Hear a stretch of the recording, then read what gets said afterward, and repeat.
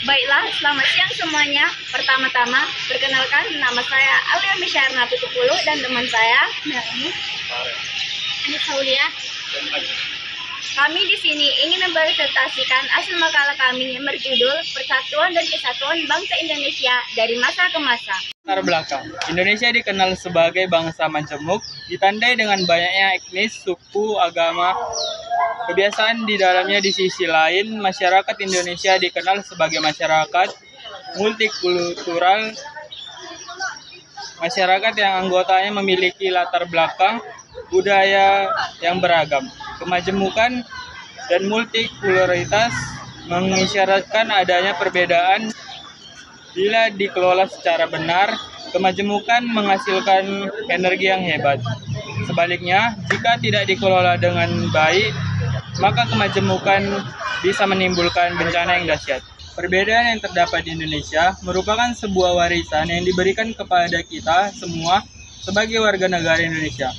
Perbedaan yang meliputi banyak hal ini bukan menjadi masalah bagi kita untuk tetap menghargai dan menjaga kesatuan serta persatuan bangsa kita. Kesatuan dan persatuan bangsa Indonesia dari masa ke masa mengalami perubahan yang signifikan. Di Indonesia terjadi beberapa masa yang berbeda, yaitu masa revolusi Republik Indonesia Serikat, liberal, terpimpin Orde Baru, dan masa reformasi. Baiklah, akan saya lanjutkan. B. Rumusan masalah. Rumusan masalah ada 3, yaitu 1.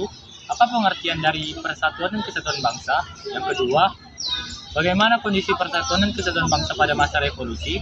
Yang ketiga, bagaimana kondisi persatuan dan kesatuan bangsa pada masa Republik Indonesia Serikat? C. Tujuan. Tujuan ada 3, yaitu 1. Untuk mengetahui apa pengertian dari persatuan dan kesatuan bangsa. Yang kedua, untuk mengetahui kondisi persatuan dan kesatuan bangsa pada masa revolusi. Yang ketiga, untuk mengetahui kondisi dan kesatuan bangsa pada masa Republik Indonesia Serikat. Baiklah, di sini saya akan menjelaskan mengenai pengertian persatuan dan kesatuan bangsa. Persatuan bangsa adalah gabungan dari sekumpulan macam-macam corak suku bangsa dari berbagai kalangan ras, budaya, dan adat istiadat dalam masyarakat yang bersatu dengan serasi. Kesatuan bangsa adalah bersatunya bangsa Indonesia dalam satu jiwa yang tidak boleh kurang, baik dalam subjek maupun objek dalam penyelenggara kehidupan nasional. Persatuan dan kesatuan bangsa pada masa revolusi kemerdekaan. Yang pertama, sistem pemerintahan presidensial, yang dimana Undang-Undang Dasar Negara Republik Indonesia tahun 45 menetapkan sistem pemerintahan dengan kekuasaan yang besar berada di tangan Presiden dan kekuasaan tertinggi berada di tangan MPR. Yang kedua, sidang PPKI dilaksanakan 2 kali. Yang pertama pada tanggal 18 Agustus tahun 45 menetapkan Undang-Undang Dasar Republik Indonesia tahun 45 mengangkat Insinyur Soekarno dan Muhammad Hatta sebagai Presiden dan Wakil Presiden.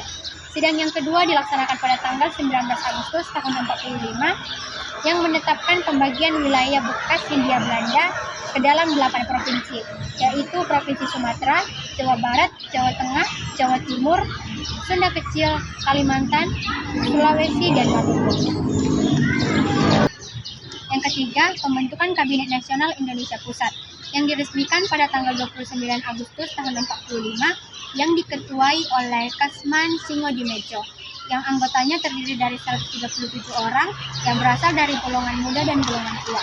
Yang keempat, maklumat pemerintah.